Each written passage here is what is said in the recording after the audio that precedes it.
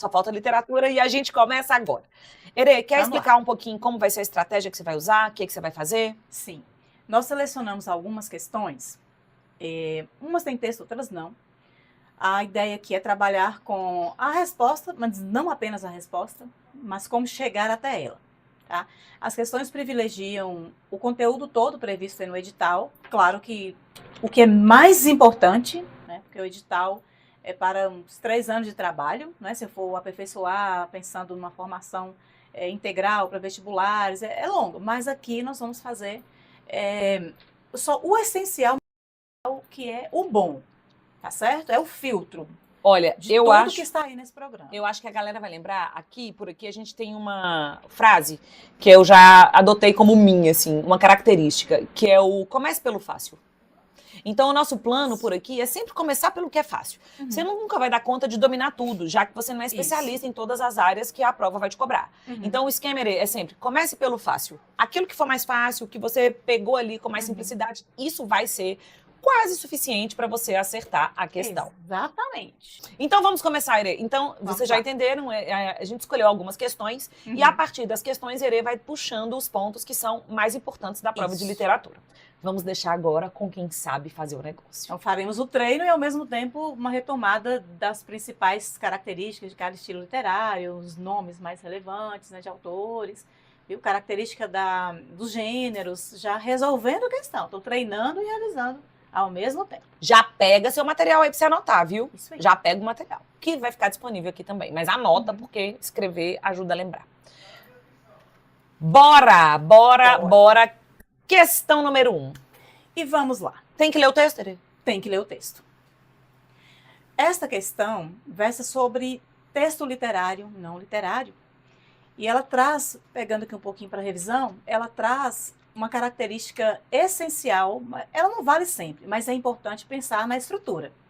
Um texto escrito em versos, com linhas descontínuas. Eu anoto isso? Pode anotar. Ó, versos. Linhas descontínuas. O que é linhas descontínuas? Quando o texto é interrompido em algum lugar na frase. Eu posso falar linhas... Ah, entendi. É tipo a frase incompleta. Isso.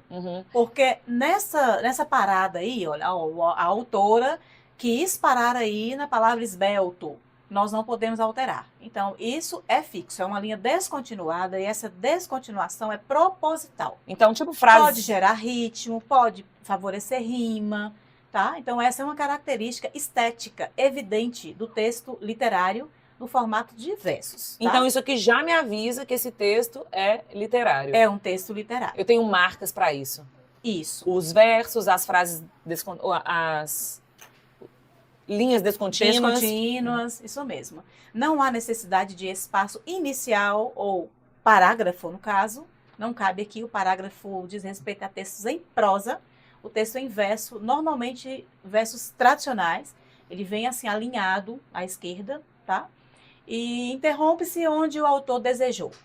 Ora buscando ritmo e rima, às vezes não. Ele faz o que ele quer, né? Ele faz o que ele quer. Inclusive, olhem bem o título desse texto. Com licença poética. O texto literário permite essa licença poética. Ou seja... O que é a licença poética? Licença poética é a liberdade que o escritor tem de usar a língua, de buscar o tema, tá? Sem fazer o que quiser, ele fala a verdade. Sem ficar preocupado com uma regra, eu posso falar ou eu não posso falar, eu preciso usar esse vocabulário, não, esse não, aquele. Então, a licença poética, ela dá uma permissão total, uma liberdade total para a criação da literatura. Porque literatura é arte, né, pessoas? É arte. Então, fazer arte com palavras passa pela proposta para o artista criar, imaginar, fantasiar, ok? Então, a licença poética também incide, por exemplo, a língua. Como que eu vou usar a língua? Eu preciso usar a gramática normativa o tempo todo? Não, até nisso, gente. A licença poética permite infrações. Permite errar. Não, eu português, eu tô falando, a poesia permite errar. Ere fala, ai, que lindo. Ai, que lindo, o erro. Olha só. Mas é isso mesmo, viu, gente? Porque a função do texto literário não é utilitária. Ou seja, não se pretende informar, conceituar, orientar. A proposta não é essa. Então, o texto literário ele é para encantar, para lidar com as emoções, para provocar reflexão. Isso tudo compõe a literatura. Então, pronto. Sabendo Tá bom. já inicialmente o que é o texto literário, a gente já pode ler. Quer que eu Isso. leia? Ou você Fique quer à ler? vontade, fique à vontade. Com licença poética. Quando nasci, um anjo esbelto, desses que tocam trombeta, anunciou: vai carregar bandeira. Cargo muito pesado para a mulher, esta espécie ainda envergonhada. Aceito os subterfúgios que me cabem, sem precisar mentir. Não sou feia que não possa casar. Acho o Rio de Janeiro uma beleza e, ora sim, ora não, creio em parto sem dor. Mas o que sinto, escrevo. Cumpro a sina. Inauguro linhagens, fundo reinos. Dor não é amargura. Minha tristeza não tem pedigree. Já a minha vontade de alegria, sua raiz vai ao meu avô. Vai ser coxo na vida, é maldição para homem. Mulher é desdobrável. Eu sou. Adorei. Permita-me dizer que esse texto é muito bonito. Adorei. Esse texto dialoga com um poema muito famoso do Carlos Drummond de Andrade, que é o Poema de Sete Faces. Tá? Então, isso aqui é uma recriação que também diz respeito à licença poética. Tá? A Adélia Prado, mulher, reescreveu o texto que Drummond disse que o anjo era um anjo muito diferente, sabe? E que trouxe um mau presságio, falou que ele seria Ghost na vida. ou seja, torto, pisaria torto, não seria ajustado às demais pessoas, que ele sofreria por isso. E realmente Drummond, do modernismo, segunda fase, tá? Foi uma pessoa extremamente fechada, né? Abria-se para poucos, mas um dos autores mais importantes que temos no repertório da literatura brasileira. Já fiquem com esse nome aí, viu? Carlos Drummond de Andrade, um dos mais importantes poetas da literatura modernista. Ok, pessoal? Então, ela recria o texto colocando um discurso aí feminino, dizendo que a mulher tem muito mais condições de fazer mais de uma coisa, a mulher tem condições de resiliência. Ela está falando, viu, Nossa gente? Senhora, não sei quanta verdade a gente lê aqui. Então, ela está... Ela e o mundo inteiro. Então, ele está propondo uma outra leitura para a mulher. Para o homem, tá. Vai ser coxo na vida. A mulher ser torto, é vai. desdobrável, ou seja, ela dá conta de muita coisa. O problema é tá bom? seu, o problema é seu que é torto. Observem aí, esse aí, olha. Pronto, foi o texto. É esse aí. Olhem bem quando... Onde está aqui? Gente, eu olhei agora. O quê? Um pra. Um Foi pra. no anterior. Se não é aqui mesmo, linha 4, verso 4. Isso, olha Cargo ali, muito isso. pesado Isso, pra pra mulher. Errou, mulher. gente. Errou. Essa palavra é assim. Errou para Carla, professora de gramática. Que ó, Para pra. literatura, isso aí diz respeito à liberdade formal, o modernismo, onde Drummond está contextualizado, onde Adélia Prado também está, tá? O modernismo libertou os artistas de todas as regras, de todos os paradigmas literários, tá? Então, de 1922 para cá, não escreve quem não quer escrever, porque não há regra, não há modelo, não há paradigma, não há... Vamos com calma, Erê, sabe? Porque nesse concurso tem redação. Se você fala que vai escrever como qualquer um, o povo vai falar, porque depois do modernismo eu fiquei livre. Esperem aí. Uma coisa é uma coisa, gramaticar. A outra coisa é arte com palavras. Eu faço questão desse comentário. Olha aqui o que a pessoa comentou. Arte com palavras. Como se dizia algo, minha monografia foi sobre Drummond, tá vendo? Aqui, não pode ficar livre para escrever o que você quiser, gente. Na redação não tem nada de... É só na literatura, ok, pessoal? Na literatura. Pronto, então eu espero que vocês tenham anotado sobre modernismo. Modernismo deixou as pessoas livres. Então essa coisa, se cair modernismo, já anota aí, ó. Modernismo, liberdade poética.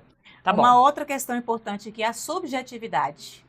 Ela fala dela mesma, ela né? fala dela, o que ela fala não é universal, ela poderia ter um outro ponto de vista, ou eu posso divergir, entende? A subjetividade é essa pessoalidade, é esse jeito próprio de ler o mundo, de expressar os sentimentos. Apesar de que aqui, quando ela fala... da literatura. Quando ela fala que mulher é desdobrável e os homens não, e ela não é uma opinião individual, não.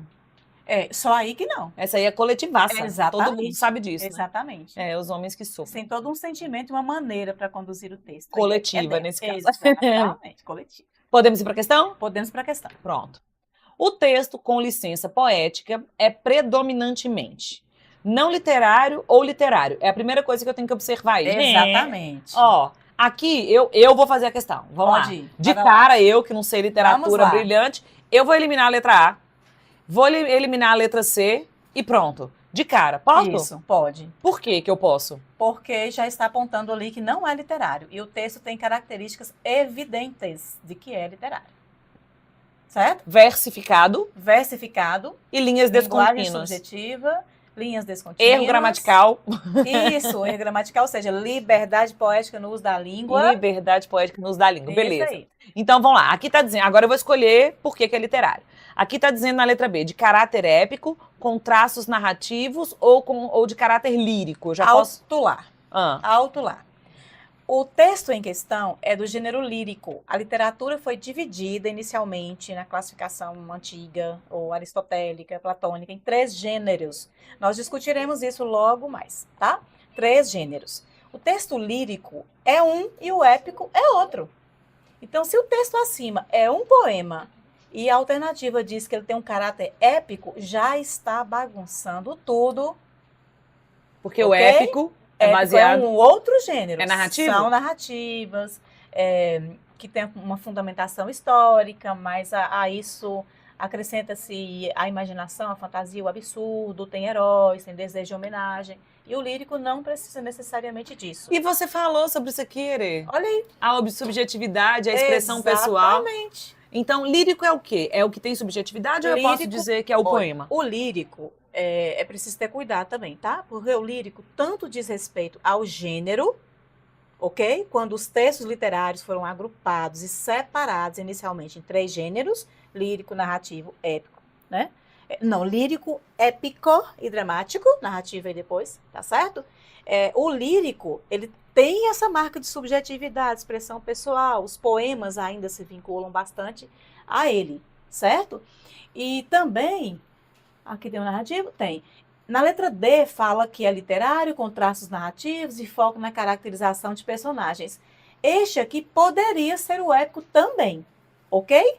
Mas como hoje nós falamos em ou uma evolução do gênero épico, as narrativas não precisam mais terem fundamentação na realidade, ter um traço histórico, ter necessariamente um herói, grandes feitos, homenagem, tá? Qualquer assunto hoje pode ser apropriado, transformado, ou até, quem sabe, só, como que eu digo, só reescritos, viu? Qualquer assunto, qualquer assunto. Por exemplo, um poeta do modernismo fazendo poesia. Essa aqui tá linda, né? Todo mundo viu aí. Mas um poeta do modernismo escreveu um texto e é uma boa literatura, viu? O bonde passa cheio de pernas. Drummond. Pernas brancas, amarelas, azuis e pretas. Para que tanta perna? Meu Deus, isso é um texto. Compreendem? Então, essa questão da temática, ser de algo muito sublime, saiu de cena. Do modernismo para cá. Exatamente, do modernismo para cá. Qualquer assunto pode gerar um texto literário. E o texto épico não, ele precisava de uma fundamentação na realidade. Então, nesse caso, eu vou dizer que esse texto é literário Exatamente. e é lírico, porque eu estou entendendo o aspecto da subjetividade. Exatamente. Bom, então quero saber... eu volta aqui, Carla. Pode. Eu falei de um aspecto do lírico, tem outro, tá? Uhum. Um é o gênero e o outro é a vinculação com as emoções. Então, se um texto traz sentimentalismo, uma expressão de uma interioridade, tá? Isso também pode ser lírico, independente do gênero dele. Isso, mesmo que não seja, então, um poema. Exatamente, ok? E até perpassa outros gêneros, inclusive os não literários, as tipologias textuais. Um artigo de opinião. Isso, se ele tiver muito sentimento, se muitos símbolos forem utilizados, né?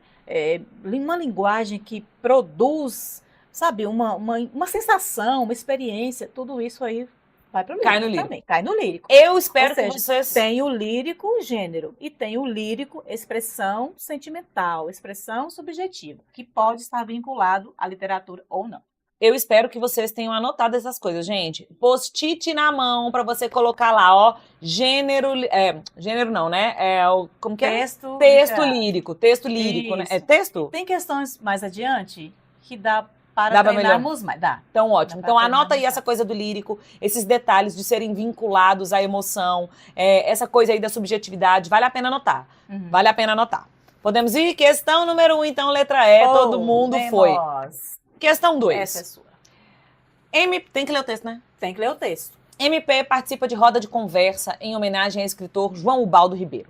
A promotora de justiça e coordenadora do Núcleo de Defesa do Patrimônio Histórico, Artístico e Cultural, Eduvirges Ribeiro Tavares, participou ontem, dia 25, na Biblioteca Juraci Magalhães Júnior, em Itaparica, da roda de conversa literária em homenagem ao escritor João Ubaldo Ribeiro.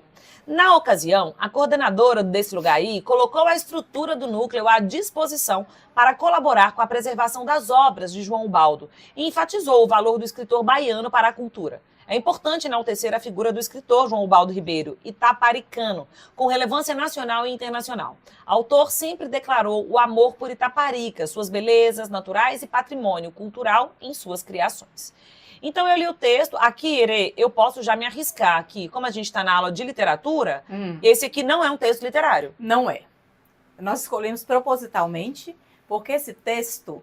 Uma dica para vocês, perguntem ao texto. Qual é o seu objetivo? Qual é o plano? O que você quer? Qual é a sua pretensão? Se a resposta for informar, orientar, esclarecer, conceituar, instruir, não é literário. Entendem? É a isso que nós chamamos de texto utilitário. E a literatura não precisa ser utilitária. Ela existe para o prazer estético, para o sentimento, para a reflexão. Para ser feliz. Nem sempre, hein? Tem Nem literatura sempre. engajada que... Tem uma literatura que não deixa ninguém feliz. Bota pra moer, tem razão. Verdade. Bom, mas esse aqui eu já sei que não é um texto literário. Não a é um pergunta texto que literário. vier aqui, eu já sei que não vai ser literário. Exatamente. Vamos ver Olha só, aí o texto é baseado numa realidade, ok? Inclusive, eu tô vendo a referência bibliográfica. Inclui informações muito precisas aí, o dia, o Ponto local, de vista. ponto de vista. Discurso direto, marcado pelas aspas, Exatamente. para sustentar pontos de vista. Isso tudo aí pode ser confirmado fora dessa leitura. O texto literário, ele não precisa de confirmação. A verdade que um texto literário traz, sempre a verdade, nunca a mentira, ok? Ficção não é mentira. É uma verdade criada num espaço que não precisa de comprovação exterior, ok? E então, esse texto não é verdadeiro. É verdadeiro. Baseado, claramente verdadeiro. Sim. Questão número 2. Então, considerando os elementos linguísticos utilizados na construção do texto, pode-se afirmar que trata de um texto. Eu elimino algumas. Já literário não é. Uhum. Literário não é. Literário não é. Então, estou entre duas. Uhum. Ficou bem mais fácil, né? Ficou bem. Aqui eu preciso saber se ele é predominantemente argumentativo ou se ele tem características do tipo narrativo. Bom, eu vou deixar que vocês respondam para mim isso aí, para vocês poderem participar, mas eu tenho um gabarito aqui já. Eu tenho uma resposta que eu daria aqui nesse caso. Porque o texto, sendo argumentativo, ele defende o ponto de vista. E o texto narrativo, assim, simplificando demais, ele conta uma história. Exatamente. E aqui não tem história nenhuma. O texto literário, ele poderia sim ter caráter narrativo, porque tem o gênero narrativo, a presença de um alguém contando uma história, pode ser história pessoal, pode ser de outra, né? Foco narrativo, primeira, terceira pessoa. O texto literário pode ser sim argumentativo, e eu vou apontando para vocês a literatura barroca, os sermões de Padre Antônio Vieira, ok? Mas ele tem outras características que vão fazer também dele literário. Exatamente, mas tem também o processo argumentativo lá. Ou seja, não fiquem também tão restritos a achei a palavra argumentativo, não é literário. Achei a palavra narrativo, não é... Entenderam? Entendi. Porque pode estar vinculado, sim. Aqui eu vou dar o gabarito à letra D. Esse texto é argumentativo, uma notícia, ele está no gênero argumentativo. Coloca aí, então, letra D de dado, E olha, gente, não é narrativo, não. Narrativo conta história, gente. Exatamente. Aqui não está contando história. Era uma vez o João Ubaldo Ribeiro. Um dia ele fez um poema. Não está contando história. Isso aqui é a promotora de justiça. Isso é uma notícia. Ó, a MP participa de roda de conversa. Isso é uma notícia. Argumentativo não é assim, eu vou defender meu ponto de vista, eu penso isso. Não é só assim. Argumentativo é quando traz uma visão e apresenta dados e informações sobre essa visão. Entendeu? Então aqui não tem nada de narrativo. Não está contando um caso, não é contar caso. Não está contando caso. Inclusive, para ser narrativo, precisávamos ter um narrador. Esse narrador estaria contando algo. Esse algo é o enredo. Aconteceu o quê? Não é? Teria um encadeamento de ações. Aconteceu com quem? Personagens. Onde? O espaço. Em que tempo? Ou foi cronológico ou não? Tudo isso aí compõe um texto narrativo. Certo? Nenhum desses elementos está... Claro aí. Tá. Gente, eu quero lembrá-los aqui, ó. Vou tirar aqui a gente um pouquinho. Quero lembrá-los do seguinte. Essa aula é uma aula com muitas informações, vocês estão vendo, né? É aula de literatura de verdade, com um especialista aqui na coisa. Então, a gente vai passar por todos os pontos e vocês vão precisar assistir a essa aula de novo. Então, amanhã e domingo, né, ali para você organizar, normalmente as pessoas têm um pouco mais de tempo no fim de semana, já voltem na aula. Voltem, prestem atenção agora na explicação, mas voltem na aula para vocês terem certeza de que não deixaram passar nenhum detalhe. Eu não tô achando que na prova vai ter muitas questões de literatura, mas você vai acertar e vai ser o diferencial. Né? Então, assistir essa aula mais de uma vez, né, Ere? Porque a gente não vai dar conta de falar tudo, você não vai dar conta de pegar tudo de uma vez. Então, amanhã, você volta na live, vai ficar aqui gravado, você assiste mais uma vez para pegar todos os detalhes e anotar direitinho, porque as questões de literatura vão ser o diferencial, né? Estudar português todo mundo estuda, mas literatura com especialista na área, gente... Vocês ficaram quanto tempo mesmo estudando? Pois é, tô duvidando. Mas então, vai dar certo. bora. Vai dar certo. Questão número 3. Considerando-se que, a partir da literatura, a linguagem pode produzir efeitos estéticos. Ere, o que é efeito estético? Efeito estético é o uso da palavra com uma intenção de provocar ou uma visualização, ou um sentimento, ou uma ideia nova. Então, o efeito estético é quando nós usamos a palavra de forma artística, ou seja, buscando da palavra muito mais do que o significado dela. Então, é o uso da palavra, para além do sentido. Do sentido. Ficou bom assim? Ficou ótimo. Então, a visão estética é o uso da palavra para além do sentido. Isso mesmo. O objetivo dela lá no texto é mais do que só dizer, olha, isso aqui é tal coisa. Exatamente. O significado dessa palavra é tal. É mais do que isso, não é? Mais do que isso. Tá. Então, é o uso da palavra para além do sentido. Achei ótima essa definição. Exatamente. Será que o povo anotou? Meu Deus. Penso que sim. Que é o uso da palavra para além do sentido. Anota esse negócio, hein, gente? Que é estético. Olha, pode falar. Estético é palavra-chave, não é para coisa de literatura? Palavra-chave. Precisa... Tudo que diz respeito à construção do texto pode passar pelo estético, ok? Então, às vezes, só a imagem do texto mesmo. Tem textos que se impõem pela estética até para o efeito de sentido, criar sentido.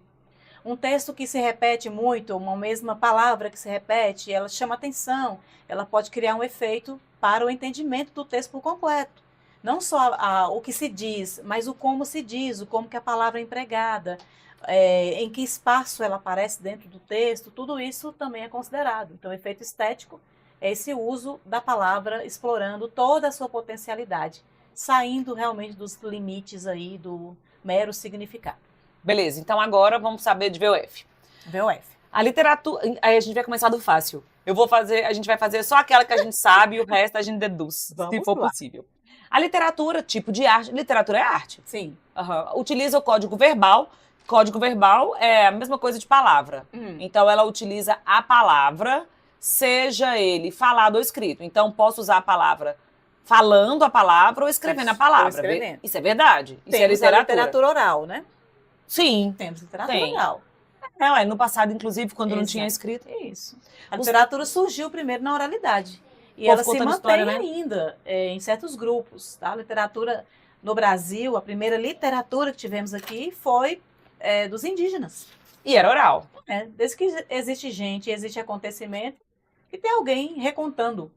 E o recontar a própria vida já é em si a literatura, porque nós vamos colocar nossa subjetividade ali. Nós não conseguimos contar exatamente como tudo aconteceu. Nós colocamos o nosso sentimento, tanto que quando afastamos do ocorrido, costumamos mudar nosso ponto de vista. Ok? Então a literatura oral ela é muito importante também, tanto quanto a literatura verbal. Os textos literários têm como característica importante que assim os define como tal a apresentação de sequências temporais delimitadas. Não. É falso aí, não é? É falso. Inclusive tem textos da literatura que não tem nem informação sobre tempo. Se não for narrativo... Isso, e eu cito para exatamente. O texto lírico, ele não precisa de marcação temporal. Tá? E ainda que seja um texto narrativo, eu cito para vocês, por exemplo, a Clarice Lispector. A Clarice Lispector foi revolucionária na literatura. Terceira fase do modernismo, lá no pós-45, tá? Século XX já. Ela negou essa referência temporal. Isso. E é uma característica típica do estilo dela. certo? Essa coisa de tempo delimitado, não, Não, de jeito nenhum. de Eu posso jeito fazer nenhum. eu posso escrever um texto tudo bagunçado, Pode. fora da ordem, assim, só com flashback, de acordo com a memória, e aí eu posso fazer isso Tranquilamente. recortadamente. Então, Tranquilamente. falso. É claro que tem a questão da época, do estilo de época, se aquilo era viável ou não, se correspondia com o projeto daquela escola literária, se refletia o contexto histórico, social, político, religioso. Tem tudo isso. Então, não é o tempo todo que tudo é liberado, não. Depende muito dos períodos também. Mas eu não posso dizer que se define. Não, Aqui, ó, não. tô dizendo aqui os textos literais se definem Não, com... não tem essa definição. Falso. Falso. Os textos para teatro se destinam a ser representados e, por isso, não podem ser classificados como texto literário. O que é isso, gente? O que é isso? Quem tá mandando definir as coisas aqui na vida? Isso ficou feio. Os textos para teatro se destinam a ser representados, ok. Texto para teatro aqui, gente, é o gênero dramático, como finaliza ali a alternativa. É o gênero dramático. Como que é um texto para teatro?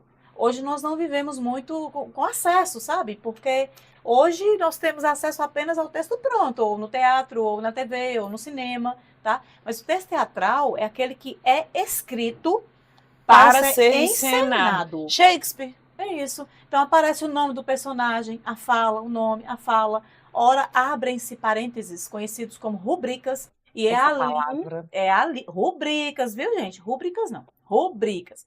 As rubricas ou marcadores de cena, marcador de cena é mais popular, constam que a informação sobre como se deve proceder durante aquela fala. Movimentação dos personagens em palco, fisionomia, tom de voz, até figurino e cenário. Certo? Depois vocês pesquisem aí um texto teatral, um texto dramático, vem entre parênteses assim, ó, pausa no canto. Isso. Né? Gritando, chorando, puxando o colar. Ali tá dizendo que é como o personagem, na hora de atuar, deve se comportar. Isso se chama rubrica. Você já pensou se cai na prova? Já pensou se vem assim, não sei o que lá da rubrica. Já caiu no Enem, hein? Já caiu. Em vestibular cai. E as questões são... E olha, o Enem cobrou, inclusive, o único ponto que poderia sofrer uma mudança significativa de forma que alterasse a história toda. O quê? E era a rubrica. Era a rubrica. Era a rubrica. Se eu falar assim, eu não considero a sua atitude interessante. Eu posso falar desse jeito? Ou eu não considero a sua atitude interessante. Então, na rubrica teria que estar assim, com raiva. Exatamente. Isso então, isso muda, porque o dizer não é suficiente. O como dizer completa. Teatro é jogo cênico. Não é só discurso. É movimentação, fisionomia, tom de voz. Vocês estão gostando, né, gente? Pelo amor de Deus, já me conta aí se vocês estão conseguindo anotar as coisas. Tudo bem, vocês vão assistir de novo, mas vocês estão conseguindo acompanhar o raciocínio? Vocês estão conseguindo acompanhar? Literatura... Ai, gente, a gente poderia viver estudando literatura, né, Irê? É assim, não, você não, né? Você não. Eu tô falando as outras pessoas, que você tá fora do jogo. É. Especialistas não participam. Gente, literatura é a coisa mais linda que existe. Desculpa, tá, cara? Não é não, português, redação na frente. Mais linda que existe no mundo. Você adora, né? Eu amo. Mais do que deveria. Ama demais. Sim. Questão 4. As opções a seguir apresentam frases referentes a diversos estilos de época. Assinale a que se refere ao naturalismo. Gente, essa daqui deve ser uma das melhores questões que estão nessa bateria aqui de exercícios, porque a gente vai conseguir organizar vários estilos de época. Sim. Né? E isso está no edital, os estilos de época. Então, aproveitem para ajustar o pensamento. É post-it colado pela casa de hoje até domingo para vocês organizarem aí os estilos de época, tá bom? Pega ali a palavra-chave, você vai ajudando a gente, assim, a qual palavra que eu tenho que associar, assim, ó, quando for esse estilo eu associo essa palavra, sabe aqueles esquemas ali pra facilitar pra galera. Então, bora. Primeiro, o que é estilo de época? Boa. Estilo de época é um conjunto de características estudados, identificados a partir da análise de um conjunto de obras dentro de um contexto da história. Por exemplo, o estilo de época chamado barroco. Quando esse barroco aconteceu? Aqui no Brasil, por exemplo, 1601 a 1768.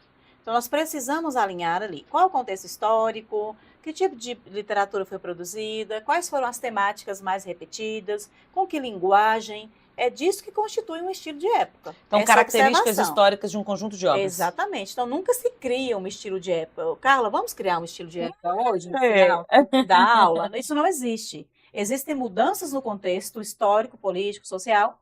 Essas mudanças acabam alterando a maneira como o homem vê a realidade. Influenciam. Influencia. Então, mudado o contexto, mudado o homem, tá? A Muda arte vai na se... arte. Exatamente, Legal. vai refletir na arte. Então, normalmente, esses estudos são feitos bem a posteriori, um conjunto de pessoas, né, de estudantes, vão lá, pega tudo que foi escrito na época, vamos observar aqui o que, é que foi mais recorrente, ok?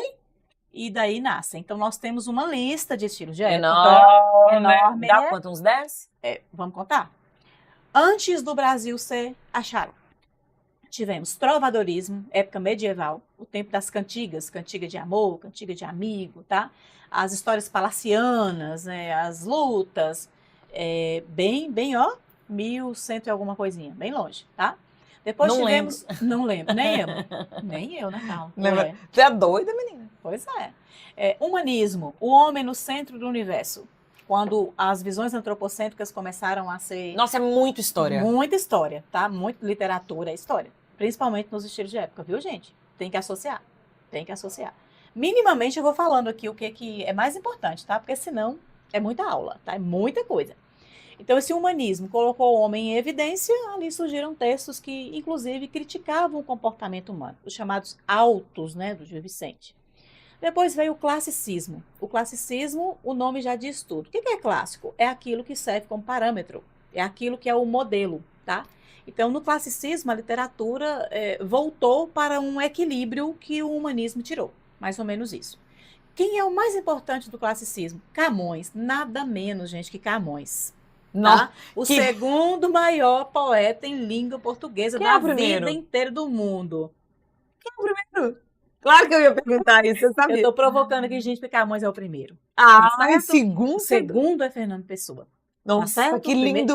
Gente, primeira pessoa, ele é o maior de todos os tempos, Camões, tá? Ele está lá no classicismo, tanto escreveu sobre o amor, né, os sentimentos universais, como escreveu sobre os conceitos do mundo. Eu vi que caiu uma literatura aí, clássica, viu? Aparece também, não é só nacional, gente, não. Deixa eu trazer uma curiosidade, você deve saber disso. Você fez letras também junto comigo não, né? Mas, ok.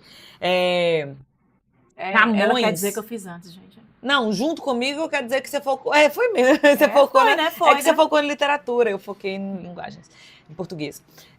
Camões, ele foi a base da gramática, da criação da gramática. Exatamente. Sabe? Essa gramática que a gente tem hoje, todas essas regras e tal, elas não nasceram em português, elas vieram primeiro do latim. Mas no ajuste, né, depois do latim, quando a língua portuguesa se estabeleceu como língua e que precisou, então, fazer uma adaptação da gramática latina para a gramática da língua portuguesa, a base para estruturar essa língua foi Camões. Eles pegaram os textos que Camões havia escrito, os textos dele, e as regras que Camões usou nos textos dele viraram padrão para a escrita. Exatamente. E olha, só uma curiosidade, Camões foi totalmente desacreditado. Ninguém valorizava, sabe por quê? Porque ninguém tinha capacidade para entender, gente. Foi preciso 100 anos para começarem a entender que, na verdade, era um gênio e não um louco que não falava coisa com coisa. Lé com cré. Tá bom? Classicismo, hein? Lá estão os Lusíadas, que é uma epopeia. E aí chegamos ao Brasil. Primeiro tempo aqui do Brasil foi o quinhetismo. Então, daí partimos, que nem é tão literatura assim, tá? Daí nós partimos, não enlouqueçam, escutem aqui, só para vocês perceberem que há uma cronologia. Então, quinhetismo, depois barroco, século XVII, tá? Arcadismo, século XVIII. O barroco revelando o máximo ali dos bastidores de uma Bahia, né, seiscentista, cana-de-açúcar, ok? Depois o arcadismo, Minas Gerais, o ciclo do ouro, as discussões e as angústias, né, diante de uma possível revolução em busca da independência do Brasil, que não veio só uma inconfidência. Aí passamos ao período, até aí, colonial. Daí para frente veio a libertação do Brasil, tá, o 1822, a independência, e surgiu, então, essa época nacional na qual estamos até hoje. Século XIX, romantismo, realismo, naturalismo, parnasianismo, simbolismo. Nossa, o século XIX zoou. E olha que tem força esse século XIX, viu? Por exemplo, é aí que estão José de Alencar e Machado de Assis. Pronto, fim. Já disse, Fim. tá? Fim.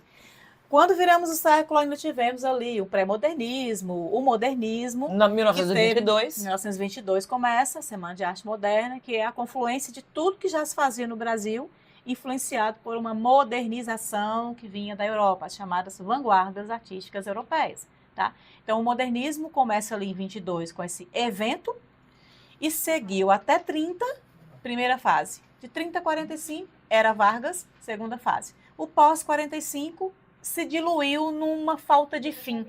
Então, hoje nós não sabemos exatamente qual é o tempo que vivemos. É um pós-modernismo? É uma literatura contemporânea? Tá? Porque não tivemos um outro estilo de época registrado. Ainda. O que é?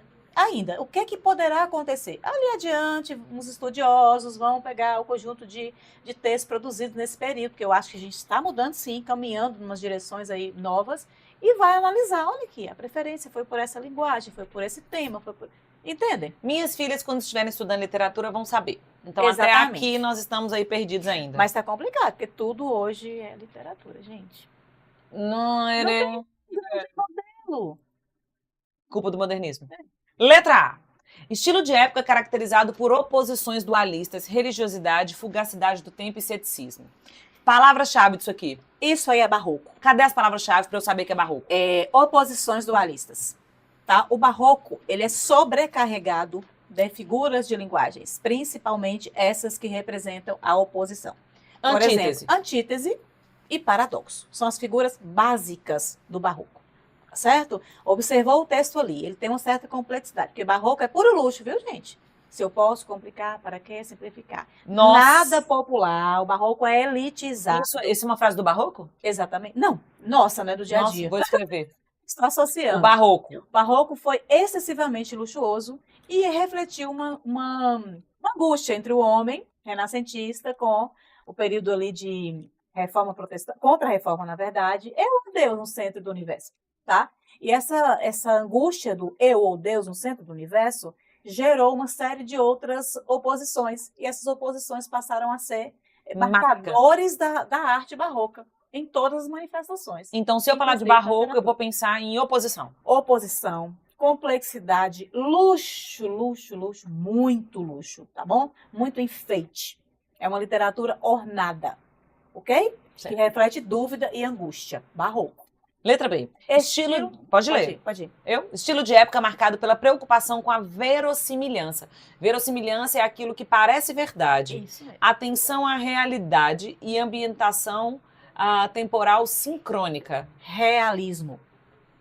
O realismo surgiu aqui no Brasil mais para o final do século XIX, na Europa meados do século XIX, e refletiu a revolução da ciência na época. Diversas correntes científico-filosóficas surgiram, tá? Por exemplo, o determinismo, que dizia que o homem diz, né, gente, a teoria não morreu não, a filosofia não morreu não. O homem é produto do meio, da raça, do momento histórico.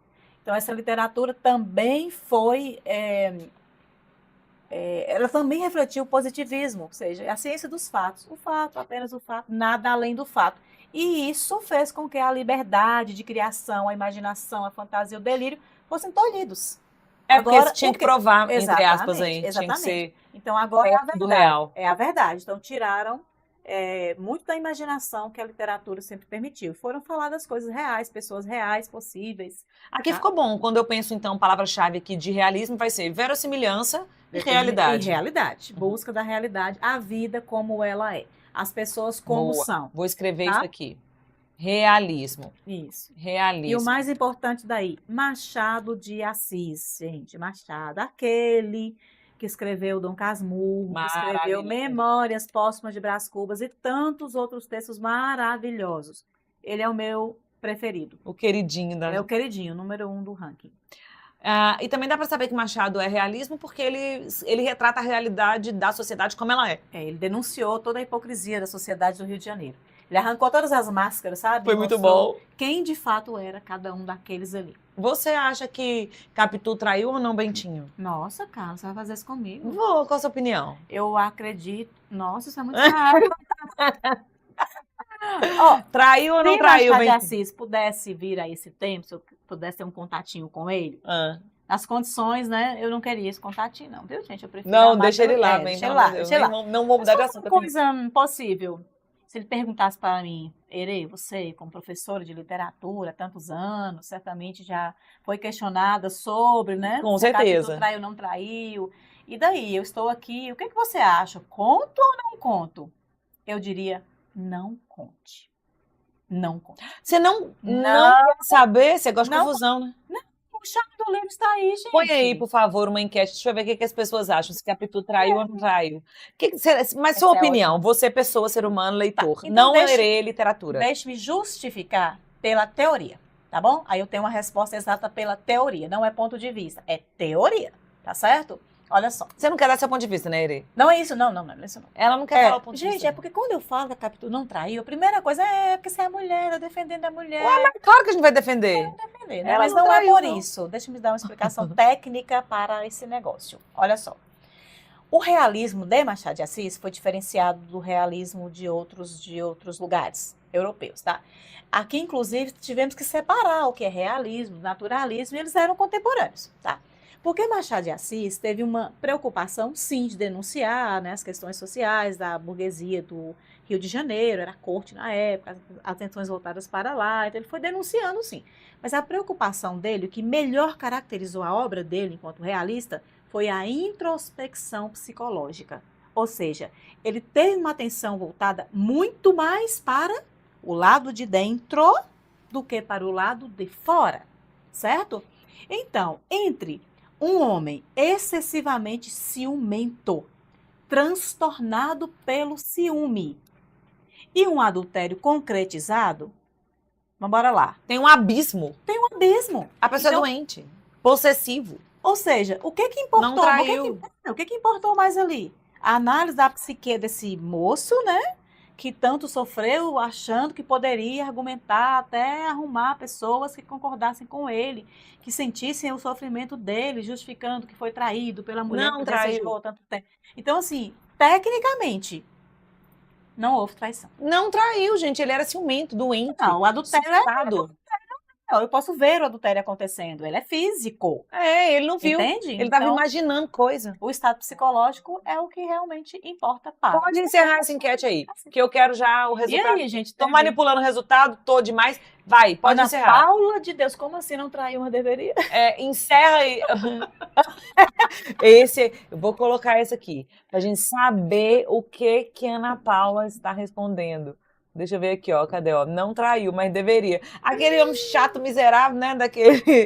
Mas quem Nossa manda, né? senhora, implicante, grudento. Sinceramente, né? chato. Não traiu, mas deveria, Muito foi uma chato, ótima. muito chato. Essa foi ótima, viu? Fechou. Muito obrigada, A verdade, Mariana, né, muito com obrigada. ela é Machado de Assis.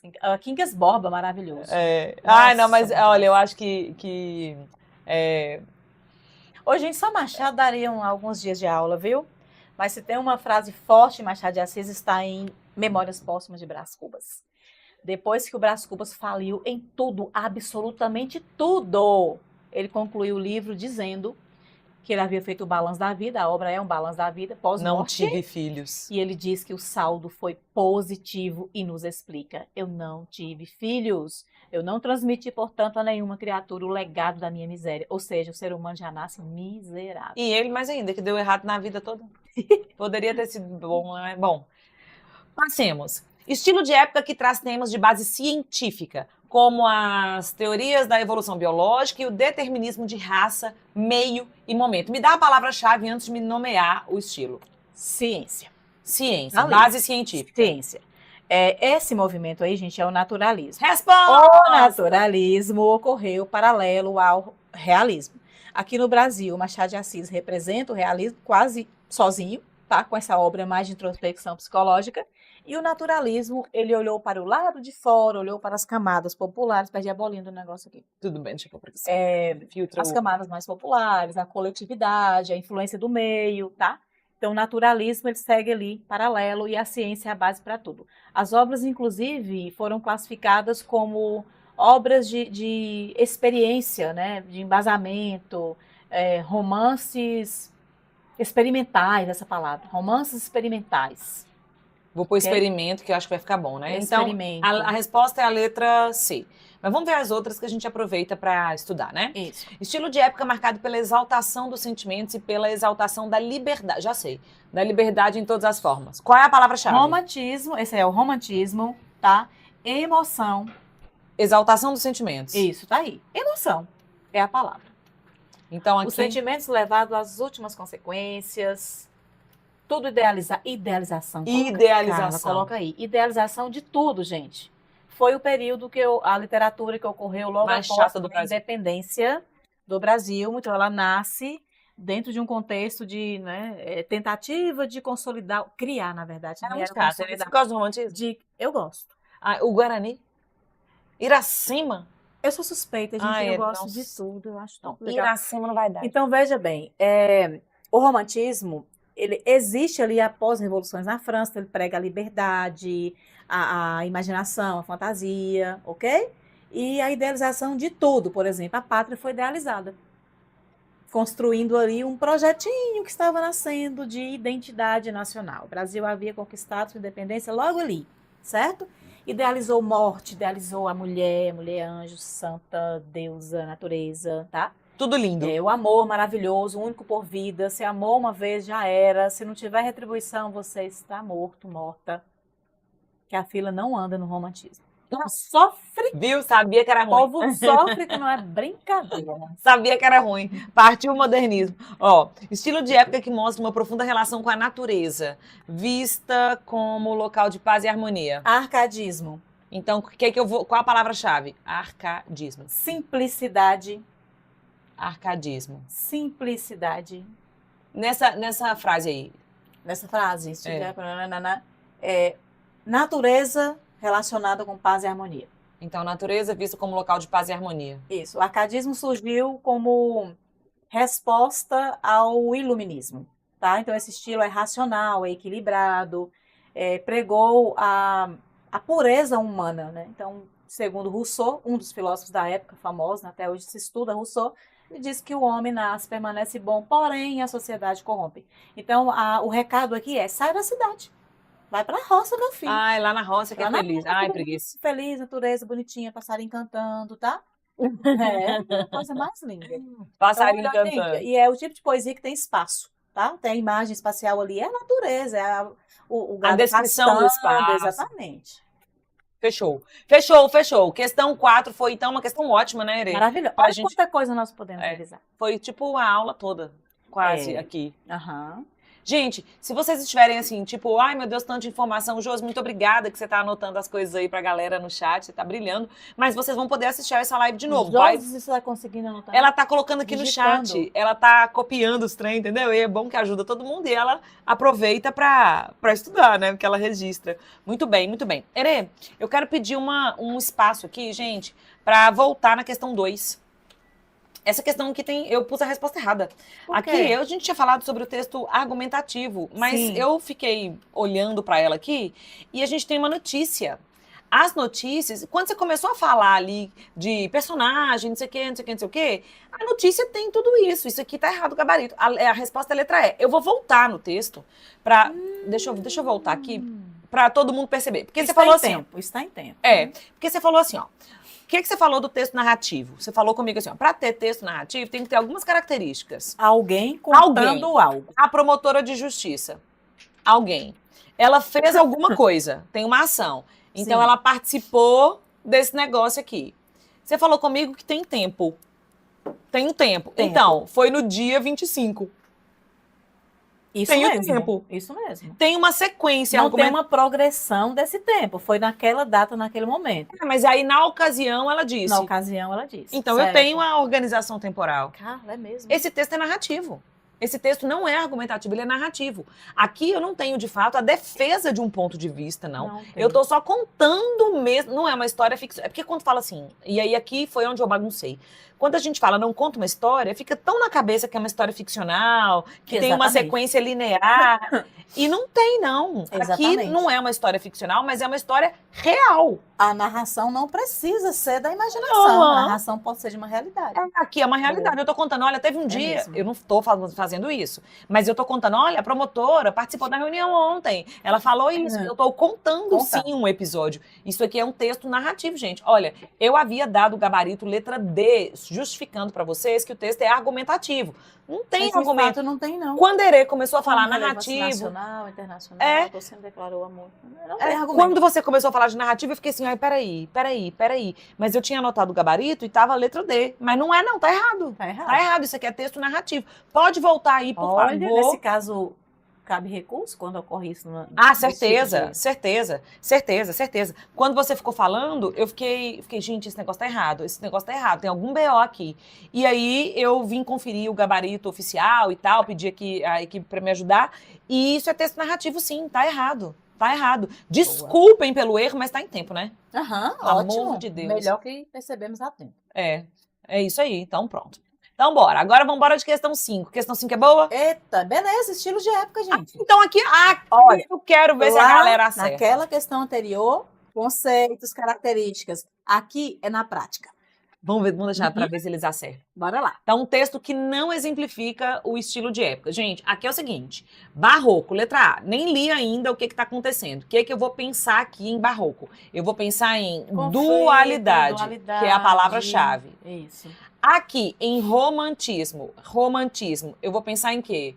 Sentimento e idealização. Isso. Então, emoções, muitas emoções. Sentimento. Idealização, é bom, essa palavra é boa, né?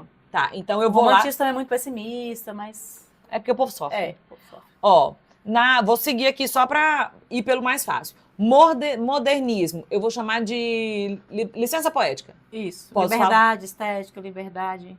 Licença poética, Isso. lá da questão 1. Isso. Licença poética, pode ser assim? Geralzão aí, gente. Licença Geralzão. poética relacionada a tema. Liberdade, né? De criação. E arcadismo, eu vou falar. Valorização da natureza. Natureza. Vamos para a roça, meu filho. Natureza, paz. Pronto. Só para vocês lembrarem de quais são os aspectos aqui que devem ser considerados, assim, começa do fácil, que é o nosso plano por aqui. Então eu tenho palavras ali associadas para poder organizar mesmo a ideia de cada escola literária, né? De cada... Bote lá para o ar. Goza da flor da mocidade, que o tempo é trota, viu? Fale seu trato aí. Trota a toda ligeireza. Trotar, gente, igual cavalo. Trota a toda ligeireza e imprime em toda flor a sua pisada. Sei lá. É barroco. Por quê? Porque o texto está falando sobre a efemeridade do tempo. E o homem barroco, ele temia o tempo. Porque na medida que o tempo passava, o que ele entendia? Ele estaria cada dia mais próximo da morte. E ele queria viver como o típico homem do Renascimento, né, escolhendo a própria vida livre. Mas ele sabia da existência de Deus. Ele não desacreditava em Deus. Então vinha o medo. Se o tempo está passando, eu estou chegando mais próximo da morte. E quando eu morrer, Deus pode me castigar pelas minhas ações aqui na Terra. Tem uma dualidade aí. Tem um conflito. Então, o recado do barroco também bem permanente, viu? É importante isso aí. A representação da transitoriedade, da efemeridade do tempo das coisas. Para o homem barroco, o tempo é um vilão. Porque se ele passa, ele não passa para trazer coisas melhores. Ele passa para te tirar o que você tem. Sua saúde, sua beleza, sua força, sua graça e sua vida. Então, a dualidade aí eu posso marcar sobre morte e vida. Isso. Então, quando passar mais rápido, vai morrer, vai ficar velho. Exatamente. E isso é ruim. Isso é ruim. Uhum. Se pudesse, o espírito que chora, que ver através da máscara da face, quanta gente, talvez, que inveja agora nos causa, então, piedade nos causasse. Pergunta. Esse texto traz essa temática de forma universalizada ou de forma subjetiva? Isso é uma verdade? Se nós pudéssemos ver por trás da máscara da pessoa que está sempre chorando, sorrindo, o espírito que chora, que poderia gerar uma inveja, se pudéssemos olhar por trás dessa máscara, nós teríamos piedade. É porque o texto está em ordem sintática inversa. Então é assim, ó, quanta gente Nossa, tá bagunçado, né? Ordem sintática inversa. Ou seja, quando nós olhamos para a face de uma pessoa, ela não está revelando a verdade dela. Então, nós podemos acreditar que a pessoa está tão feliz, nossa, eu tenho até inveja. Mas se pudéssemos olhar por trás da máscara, nós poderíamos observar, teríamos a certeza de que essa pessoa não é feliz, como transparece. Certo? Ela é triste, então nós teríamos piedade dela, dó, não teríamos inveja. Então, piedade nos causasse. Piedade nos causasse. Isso é romantismo? Isso não é romantismo. Não é Não romantismo? porque essa temática aí está trabalhada de forma universalizada. Essa questão de apresentarmos uma aparência, tá? Mascarando a essência, isso não é típico do romantismo. O romantismo trata de pessoalidade, o eu amo, eu estou triste. Não tem a primeira pessoa aqui. Assim, exatamente. Aqui é todo mundo. Quanta gente. É todo mundo. Este texto está extremamente organizado quanto a ritmo, a métrica. As sílabas poéticas, elas são exatas aí de um verso para o outro.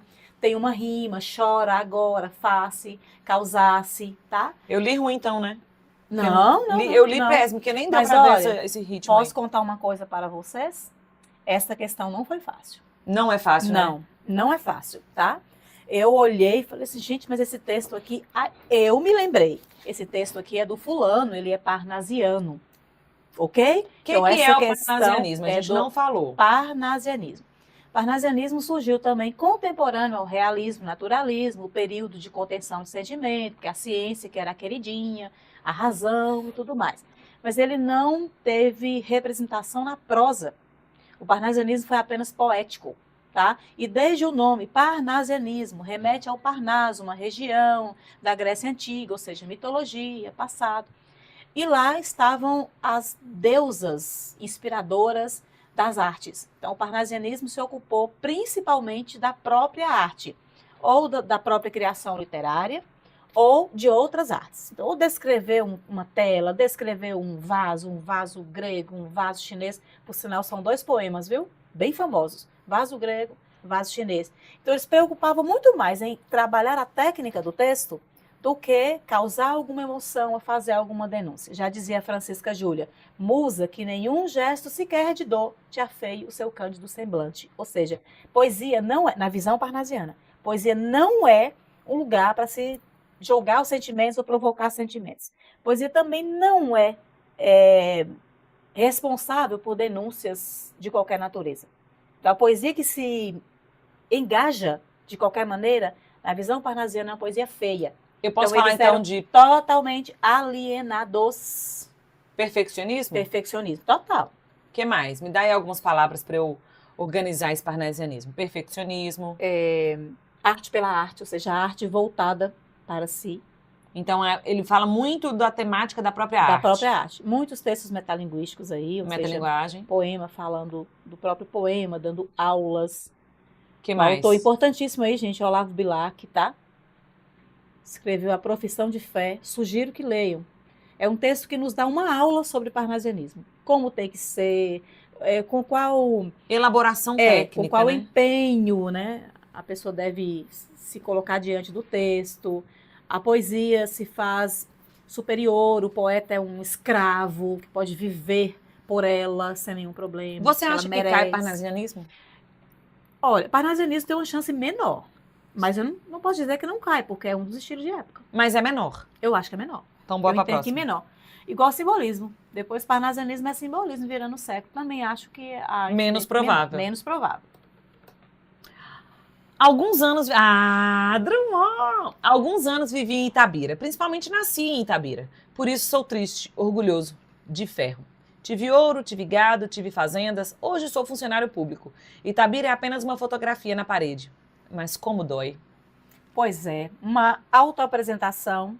Esse texto tem um caráter biográfico. A autobiografia não disse respeito a nenhum período específico, mas não foi comum. Ela surgiu mais no modernismo mesmo.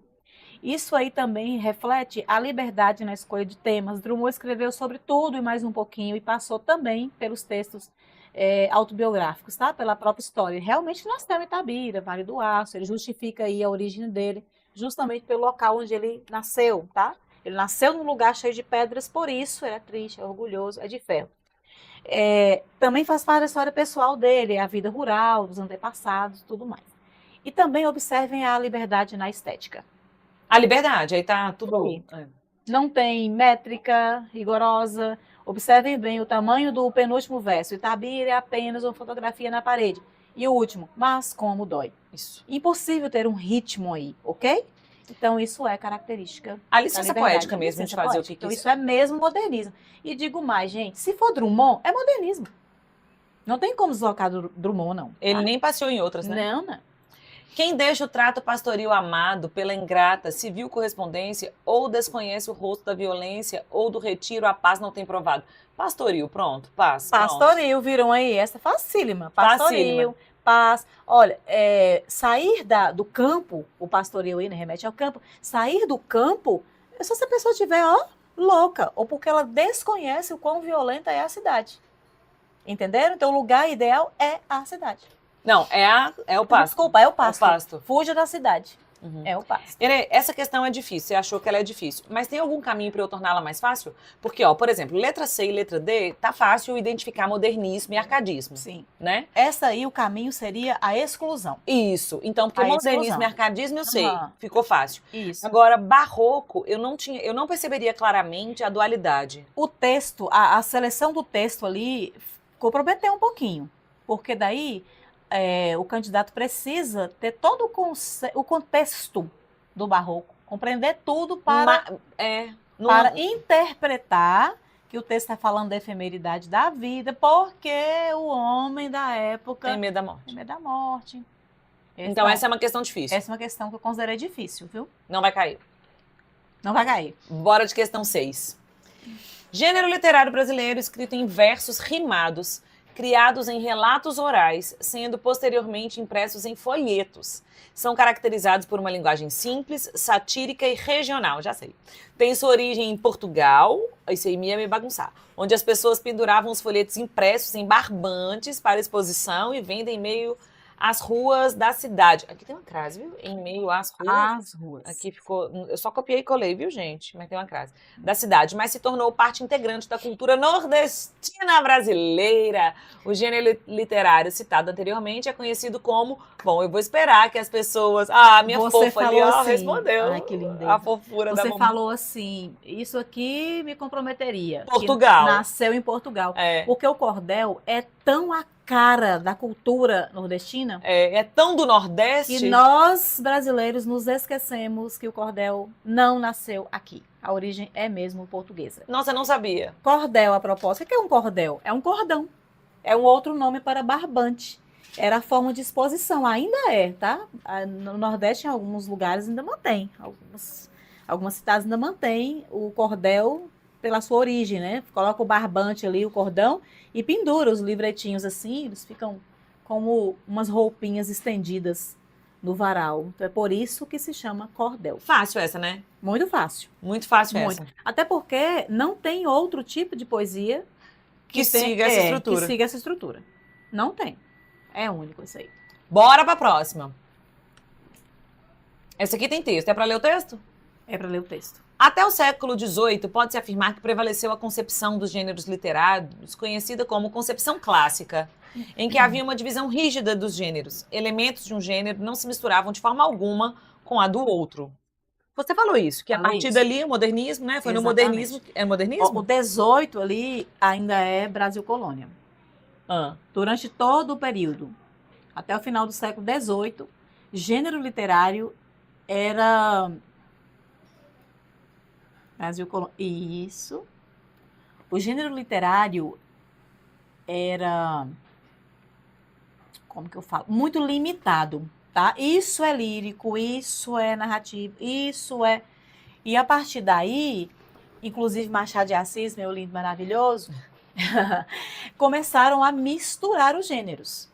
Hoje, só para vocês terem uma ideia, hoje, se eu me dispuser a fazer uma obra literária, eu posso deixar para pensar nessa questão de gênero por último.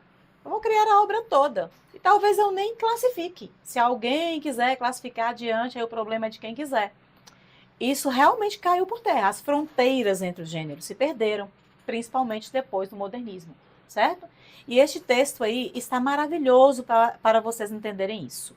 Bem maravilhoso. Esse texto que a gente vai ler. Esse texto aí. Tá, antes eu quero ler uma reclamação que apareceu aqui pra você. Para mim? Gostaria de fazer uma reclamação pra Erê, pois ela é uma das grandes responsáveis pelos meus gastos quase ilimitados com livros. Um beijo, lindas! Isadora Bicalho.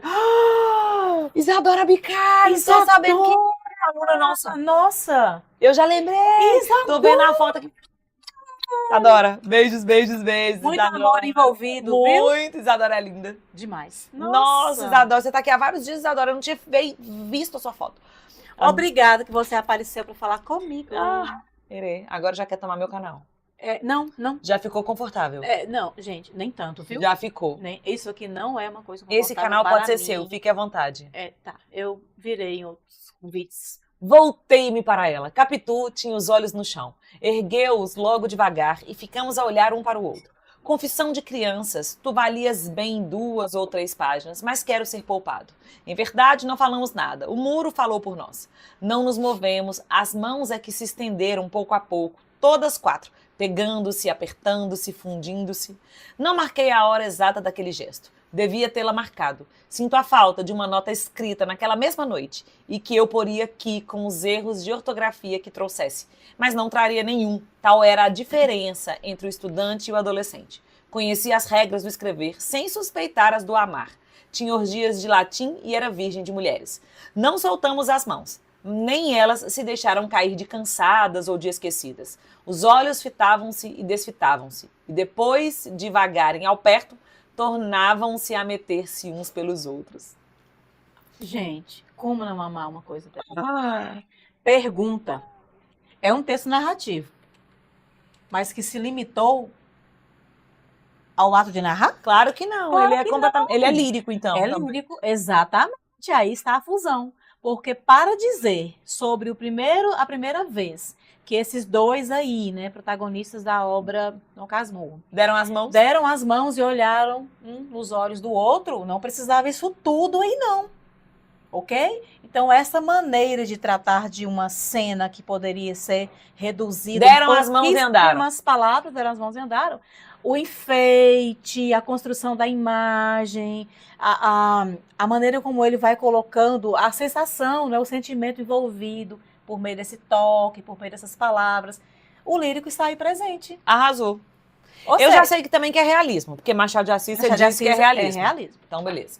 Considerando Isso mesmo. Pode ir? Pode. Considerando o enunciado acerca dos gêneros literários e o fragmento apresentado, marque V para as afirmativas verdadeiras e F para as falsas. O fragmento apresentado está em conformidade com o exposto na afirmativa feita no enunciado da questão. Qual foi mesmo o enunciado?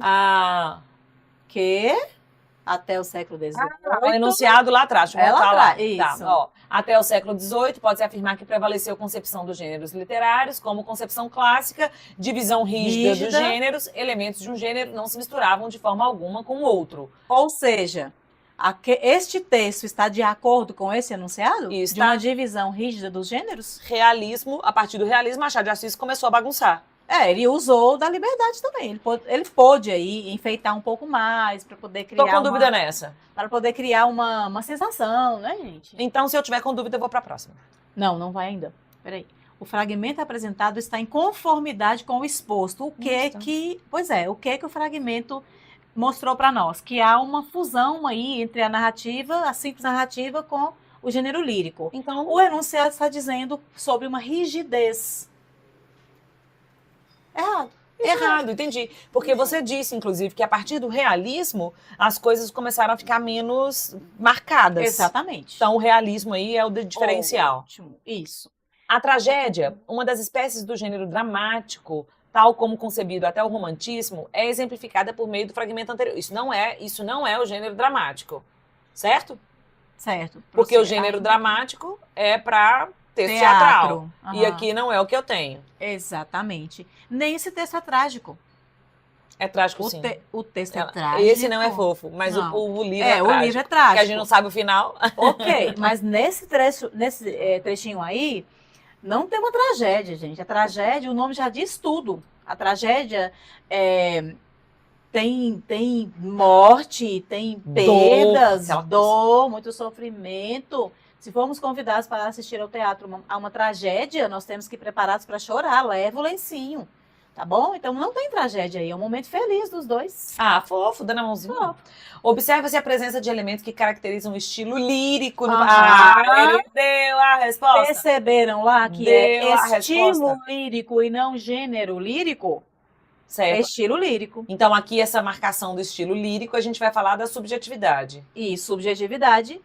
E também podemos perceber que o gênero lírico está ali diluído. Isso. Não pode Denotando pensar uns afastamentos da concepção clássica. Então, afastou da concepção clássica porque acabou misturando algumas coisas. Isso mesmo. Isso. Então, Ou esse seja, aqui, FFV, letra A. letra A. Ótimo. Boa, essa é boazinha. Essa vai cair. Vai cair. 8. Essa Ô, 8 gente, gêneros está lá no programa. E gêneros não é difícil. Se vocês estudarem essas estruturas aí, os conceitos mínimos, tranquilo. 8 também é uma ótima questão. Porque a gente vai Excelente. conseguir fazer a revisão de todas, né? Isso. Ó, então Vamos vamos lá. Sobre as características da escola literária, vai comparar a coluna 1 com a coluna 2 e vai marcar a alternativa correta. Um parecer. Aham. Escola literária, estilo literário, período literário, dizem respeito à mesma Estilo de época. coisa. Estilo de época são sinônimos. Uhum. Viu, gente? Então, ó, caracterizou-se por retomar as temáticas da antiguidade greco-latina e pela ênfase em descrições bucólicas da natureza. Essa palavrinha que se repete, viu? Bucólica. Gente, bucólico, arcadismo. Por sinal, essa palavra não acompanhou outros períodos. O que é bucólico, Ó, Irene? romantismo. Tem valorização da natureza? Tem. Bucólico é isso. Buco, campo em grego. Ah, Vem de lá. olha isso aqui.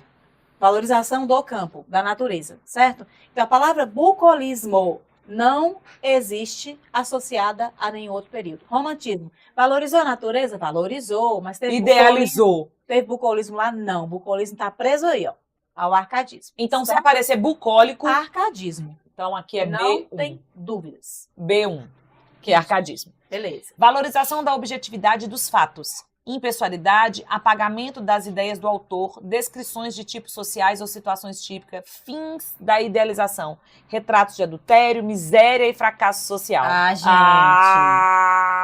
Essa Ficou daqui vai dar pra fácil. saber. Quando Objetividade, impessoalidade. retrato, isso aqui, ó. Vejam as denúncias aí. A vida como ela é. Isso. Aham, ou seja, fim das idealizações. Então aqui vai ser letra D, realismo. Exatamente. Letra D, realismo. Então trouxe fim das idealizações. A vida como ela é, para de mentir. Vamos As falar a idealizações verdade. estão lá no romantismo, viu? Isso, vamos falar a verdade. Para de mentir. Isso. Inovação e experimentação. Ah, também já ficou bom. Quando fala aqui, ó, em experimentação, a gente colocou essa palavra. Já que ele realiza uma quebra com os valores estéticos do passado. É o estilo de época marcado pela oposição à arte acadêmica e à crítica à tradição. Liberdade no modernismo. Mimosa. Aqui, quebra com valores estéticos do passado. Então. Não é isso? Pode fazer o que quiser, tá livre. Exatamente. Exatamente. Então aqui vai ser modernismo. Modernismo. Letra E. As obras apresentam fortes emoções. Então, Sentimentalismo aqui, ó, exagerado. fortes emoções, sentimentalismo exagerado. Aqui é romantismo. Isso. Porque as emoções estão... Adjetivação excessiva. Então aqui, letra C. Romantismo. E fusionismo, cultismo e conceptismo. Boa. Barroco. Olha o fusionismo aí, a mistura. Nós usamos qual palavra antes? Dualidade. Dualidade. Fusionismo é a tentativa de unir polos de oposição. Fundir. Ok? Fundir. Cultismo também. Olha, essas duas palavras aí, viu? Cultismo e conceptismo, da mesma forma que o bucolismo está associado apenas ao arcadismo, cultismo e conceptismo estão associados apenas ao barroco. Eu posso falar aqui alguma coisa de um apelo religioso? Esse cultismo aqui, tinha uma dúvida sobre Deus, existe Deus, não existe Deus? Não tem vinculação com o tema. Embora o tema da religiosidade esteja forte no barroco, muito forte, a temática do pecado, a temática do perdão, a busca por Deus, a tentativa de negociar o perdão com Deus, tudo isso é bem forte lá. Mas o cultismo e o conceptismo, eles se dividem da seguinte maneira: os dois colaboram com a criação de uma arte perfeita, tá? O cultismo valoriza a arte pela sua estética, tá? Então, a palavra, Aqui é o luxo. jogo de palavras, Luxo. o luxo, o jogo de palavras, o vocabulário rico, a ordem sintática inversa, é o cultismo. O conceptismo valoriza a ideia, olha o radical lá, de concepção. Ideia. Ok? Então, o texto cultista, ele não tem interesse em provocar uma reflexão, te forçar a um raciocínio, a uma conclusão. Ele se preocupa com a casca do texto, com a beleza do texto. O conceptismo vai criar em você uma expectativa pelo entendimento, vai acionar a sua análise, vai te fazer, de alguma maneira, tentar concluir algo, certo? O conceptismo é um jogo de raciocínio. Lógico, inclusive, tá? Todas as pessoas que usam óculos são muito inteligentes. Herê usa óculos, gente, olha isso. Então, Herê é muito Herê usa óculos, então, né? Portanto, isso gente, é traz meus óculos ali, por favor, gente. isso é um jogo de raciocínio, simplório aqui, só para ilustrar, ok? Então, o cultismo, a estética, a imagem. O conceptismo, a ideia, o raciocínio. Pronto, então resposta letra B de bola. Isso. A5, me lembra B1, isso. Isso me lembra muito um poema do Gregório de Matos Guerra, que é o poeta mais famoso do Barroco, já vão pegando aí o nome, tá? Então, Gregório de Matos tá, Guerra. Vou anotar aqui. Gregório de Barroco. Matos Guerra. Gregório, anota aí. De Gregório. Matos Guerra. Pode ser só Gregório de Matos? Pode, um baiano arretado, falastrão, extremamente crítico, embora tenha feito as melhores poesias nos moldes barrocos, tá? Belíssimas, bem construídas. Ele dominava todos os efeitos possíveis para se criar o bom texto na medida, né? E ele tem textos que são suficientes para compreendermos tudo isso aí de cultismo, conceptismo. Tem um, por exemplo, que ele confessa a Deus, o eu lírico confessa a Deus em forma de soneto, ou seja, já tem a preocupação estética ali, confessa a Deus que pecou, mas ele diz assim, olha, Deus, não é porque eu pequei que eu vou desistir de estar aqui pedindo perdão, não. Não está com essas palavras, tá bom, gente? Não mesmo, Não mesmo, luxo. não mesmo, tá? Que da vossa alta clemência me despido. Não é assim. E daí ele fala com Deus dessa maneira. Eu sei que a mesma culpa que te ofende gera em você a capacidade de me perdoar. Ou seja, você é Deus porque você é diferente de nós, porque você perdoa.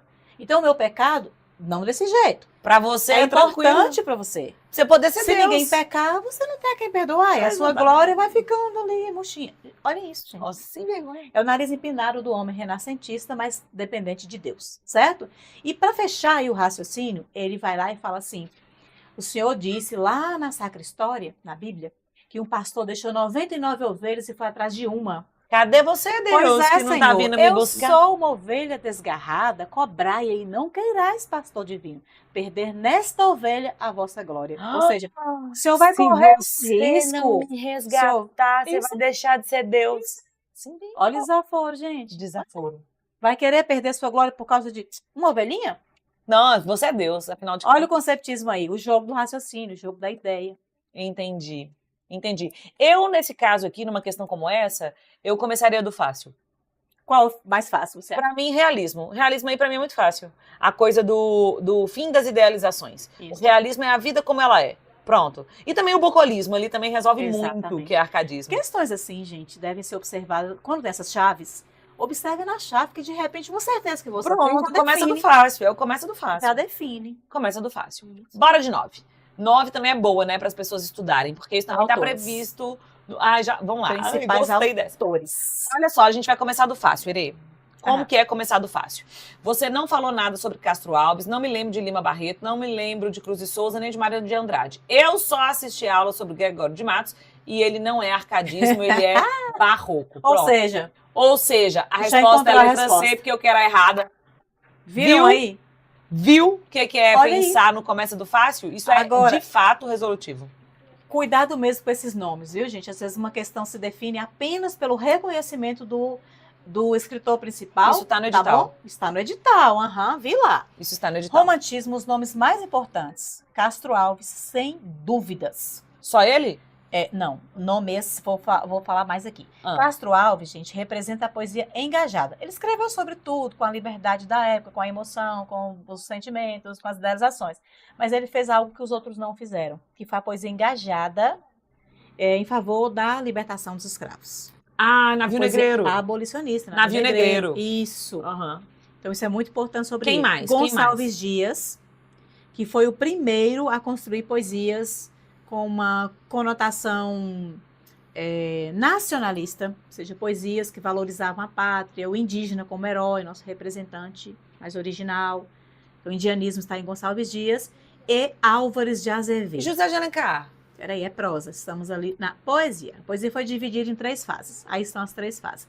Primeira, Gonçalves Dias, indianismo, nacionalismo. A segunda, Álvares de Azevedo. As poesias mais pessimistas, mais sofridas estão ali, tá? Na segunda fase, conhecida como Mal do Século, como byroniana, por influências do poeta inglês maledicente lá, o George Gordon Byron, tá? E, por fim, o Castro Alves, terceira fase, que já desprende do texto cheio de imaginação e de fantasia e coloca os pezinhos no chão, né, se comprometendo ali com uma problemática social bem grave, que era a escravidão. Quem mais? Pode falar. Aí a poesia, tá? Na prosa, José de Alencar resolve quase tudo, quase todos os textos, né, que geram questões, são de José de Alencar. Só para vocês se lembrarem aí, que já estudou literatura um dia, Alencar escreveu romances urbanos, como Senhora. Eu amo Senhora. Senhora, Diva, Lucila, A Pata da Gazela, tá? Escreveu romance regionalista, como o Gaúcho, o Sertanejo. Romance indianista, é dele a obra Iracema, o Guarani, Tudo o chato. Birajá. Não, cara. Chata demais. Bonito, cara. Bonito, chato. E também prosa histórica, tá? As Minas de Prata, a Guerra dos Mascates. Sim, ele só não fez prosa gótica. Quem fez prosa gótica foi o poeta gótico, o Álvares de Azevedo, tá? Pronto, esses daí estão os mais... Ou seja, prosa com temáticas sombrias, mortes, tá? Transgressões de comportamento, é o que constitui prosa gótica, e temos uma única no Brasil, Noite na Taverna. Você adora, você faz vários trabalhos na escola com muito legal. Você adora, adora. Esses boa. Daqui são suficientes para eu pensar em romantismo? Suficientes para pensar em romantismo. Pré-modernismo. São muitos? Pré-modernismo, não, nós temos poucos. Tá? Quantos que eu vou... É só para eu O pré-modernismo, pessoal, só situar para vocês aqui. O pré-modernismo está entre o simbolismo e a Semana de Arte Moderna, tá? Os autores do pré-modernismo resgataram a postura realista. Eles passaram a denunciar. Aqui tem obras sobre a Guerra de Canudos, que o Euclides da Cunha escreveu, Os Sertões, uma obra extremamente realista, inclusive determinista. A obra é dividida entre a terra, o homem e o meio. Ou melhor, desculpa, gente, a terra, o homem e a luta. A luta, que é a guerra em si, aparece como resultado da interação daquele homem sertanejo abandonado, sem esperança, tá? Com aquele lugar. Compreende? Então, é determinismo, ou seja, também podemos falar que o pré-modernismo foi neorrealista, neonaturalista, tá bom? Lima Barreto, no caso, escreveu sobre a cidade, sobre o subúrbio, preconceitos raciais. Ele questionou a nacionalidade. É dele a obra Triste Fim de Policarpo Quaresma. Resumindo muito, ele diz ali, para o bom entendedor, que nós não tínhamos naquela época, tá, no contexto, nenhuma razão para defender e amar a pátria. É um texto belíssimo, profundo, viu? Muito bom. E nesse meio também tem o Monteiro Lobato, que escreveu para criança, acho que todo mundo tem uma referência aí, de uma Emília, de um Pedrinho, né? Um Visconde de Sabugosa, tá? Mas ele escreveu para adultos. Esses dois aí são os mais importantes? Tem mais? Lima Barreto, Monteiro Lobato e Euclides da Cunha, que escreveu Os Sertões. Nossa. Maravilhoso. Que fala sobre a Guerra de Canudos, né? Todo o que envolveu até chegar na guerra em si. Então, Monteiro Lobato escreveu para adultos e foi a primeira pessoa na literatura a contestar o ideal, o homem ideal, o nosso herói, lá do romantismo. Fizeram a escolha lá, como o cavaleiro medieval era o herói da literatura romântica europeia, e nós não tivemos aqui uma idade média, né? Então foram buscar no tempo mais remoto possível, E de lá eles escolheram a figura do indígena, mas injetaram nesse indígena todas as características de nobreza, de coragem, tá? Dos cavaleiros medievais, ok? E o Monteiro Lobato vai dizer, ó, Peri morreu, gente. Ou seja, não é Peri que representa o brasileiro, não. O brasileiro é representado por um caipira, adoecido, jeca tatu, tá? Pé rachado, amarelo, preguiçoso. E ele vai dizer, olha, esse homem também do litoral não é forte não, tá? O homem forte, o homem genuíno, aquele que é o brasileiro por excelência, é o homem do interior, que ele sofreu menos misturas, né? Menos miscigenações. As pessoas estão perguntando sobre Graça Aranha. Graça Aranha, entre esses nomes aí, ele é o menos importante, porque não puxe meu pezinho à noite, mas ele é o menos importante. Graça Aranha escreveu uma obra também regionalista sobre o Espírito Santo. É uma obra, por sinal, gente, confusa de um tanto, que eu temo explicá-la quando a indicação é mais direta, tá? Eu falo dele assim por alto. O livro se chama Canaã. Canaã, a referência aí é bíblica, tá? É uma alusão à Bíblia, a terra prometida. E foi essa ilusão que muitos alemães tiveram vindo ao Brasil e foram justamente para o Espírito Santo. O Graça Aranha teve uma vida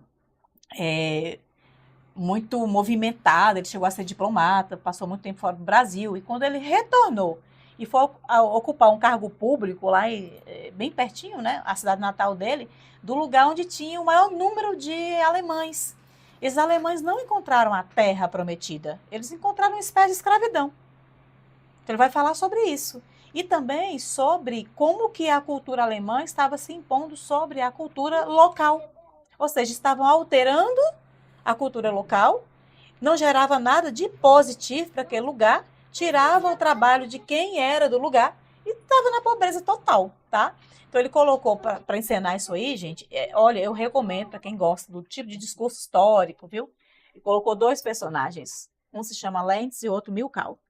Um defendia a prosperidade do Brasil. Ele dizia, não, isso aqui um dia ainda dará um resultado, todos prosperaremos, todos teremos o que desejamos. E o outro dizia assim, é um pouco difícil, porque nós só teremos prosperidade no Brasil quando toda a raça miscigenada for eliminada. O dia que prevalecer aqui apenas a raça branca, aí sim o progresso será possível. Não vai rolar.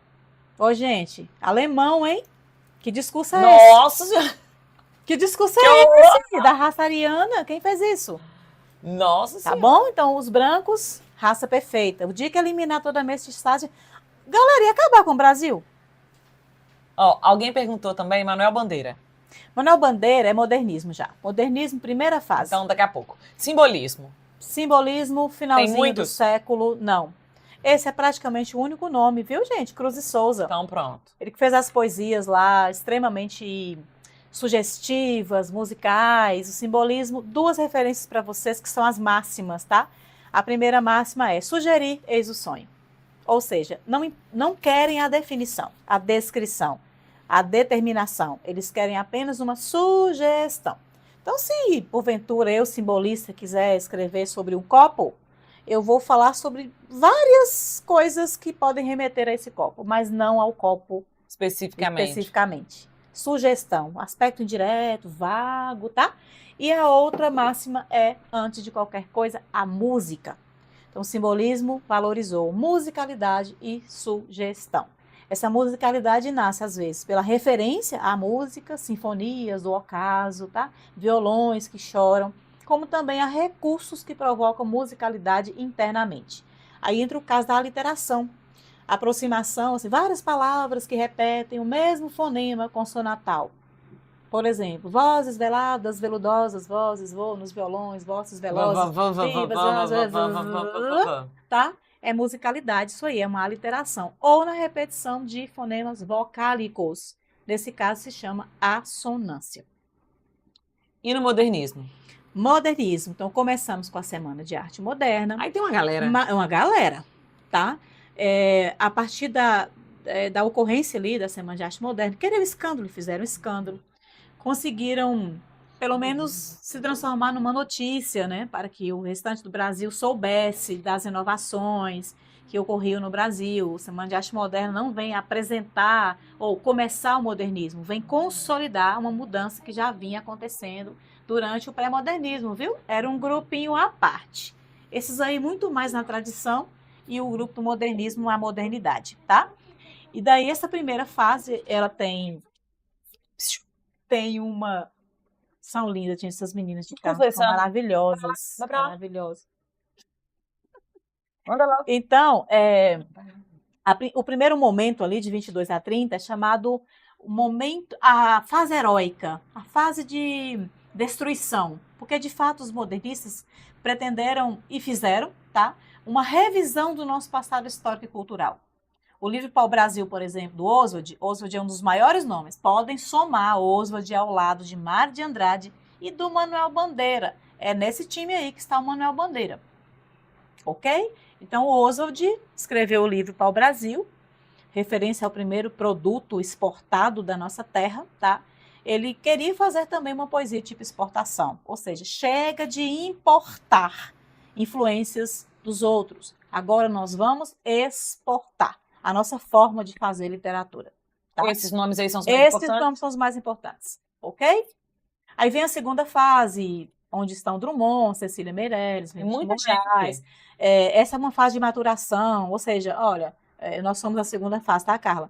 Ah, legal, a galera conquistou uma liberdade para nós ali, não precisamos nos preocupar muito com o gênero, com a temática, com a linguagem, nada, tá bom? Com a estética. Só que nós também não queremos tanta liberdade assim, não. Clarice está aqui? Não, Clarice está adiante, logo depois desse grupo. Certinho? E a maturação foi maior, o comprometimento social foi maior. Aqui começaram a surgir envolvimentos mais ligados ao existencialismo, o sentimento do eu com o próprio eu, o eu com o mundo, o eu com a sociedade, tá? Chega a uma maior profundidade. E tem também os romances regionalistas. Aqui na segunda fase estão Graciliano Ramos. Na segunda aqui? Segunda fase, na prosa. Graciliano Ramos.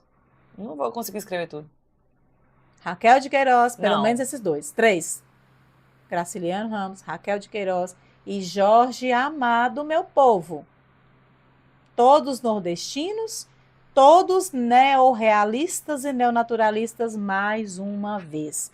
Era Vargas, viu? Segunda fase do modernismo, cravadinha, 1930 a 1945, em plena era Vargas, tá? Enquanto o governo fazia propaganda, estava tudo lindo, maior crescimento, tarará, os nordestinos iam dizendo, ei, mas o sertão aqui está esquecido, viu? O povo está com fome, a seca está matando todo mundo. Então, um romance, mais uma vez, engajado, que surge aí. Clarice Lispector vem na terceira fase com quem mais? Para fechar, Clarice Lispector e Guimarães Rosa. Guimarães. Perfeitos, renovadores, tá? Aqui não tem influência de mais ninguém, não, gente. É uma literatura que nasce própria, é nossa. A Clarice renovou em tudo. Na questão de temporalidade, gêneros para ela nem existem, tá? O uso da língua, ela usou muito bem, de forma extremamente artística. Ela é maravilhosa. A Clarice mergulhou profundamente na alma humana. Ela foi uma eterna curiosa, ela buscou uma vida inteira pelo entendimento, tá? Era profundamente existencialista e transferiu isso para as obras dela, ok? E Guimarães Rosa é o cara dos neologismos, gente. Tem um dicionário, né? Exatamente, tem um dicionário. Guimarães Rosa renovou o sertão também, ele saiu daquele regionalismo romântico que era para mostrar o Brasil aos brasileiros, vamos amar o Brasil. Portanto, conheça que o Brasil, olha como é lindo o Centro-Oeste, olha como que é essa cultura aqui no Nordeste, olha o cangaço lá, tá? Aí vem o pré-modernismo, que já é crítico, modernismo segunda fase, crítico, denúncia, problema, e chega por fim o regionalismo de Guimarães Rosa, que não é fronteiriço. O sertão para ele não é um onde, é um como, é um jeito de viver, é um estado de alma, né? Ele falou que o sertão é o mundo, o sertão é dentro da gente. Ele viajou pelo mundo, foi diplomata, morou na Alemanha, mas o sertão estava dentro dele, tá? Esse é um aspecto curioso, é o sertão sem a geografia. Isso é bom. Ele misturou a realidade, Montes Claros,